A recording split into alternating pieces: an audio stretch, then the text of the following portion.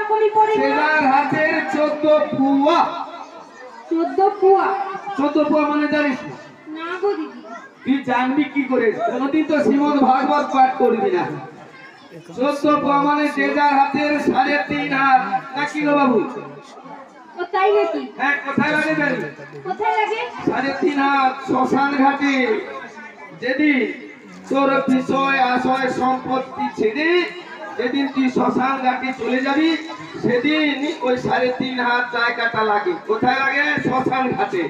কারণ আমরা ধরিত্রী এই বঙ্গভূমির পর বসবাস করেছি, তাই এই বঙ্গভূমির পর যখন আমাদের মৃতদেহটা দাহ করানো হয়, তখন শ্মশান ঘাটে কি কড়ি দিতে হয়। কড়ি দিয়ে বসুমাতার কাছে শ্মশানে ওই তোমাকে দেহ পোড়ানো হয়।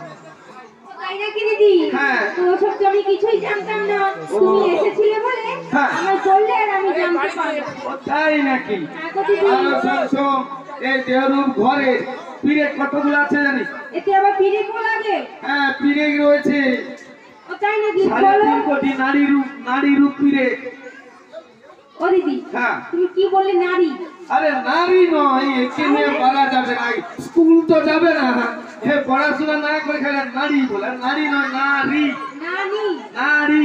নানি? হ্যাঁ, নানি? আরে নারী। ও দিদি, আরে নারী। ও নারী। হ্যাঁ এবার ঠিক হয়েছে তো? হ্যাঁ, ঠিকই হয়েছে। আর কি জানতে চাস বল?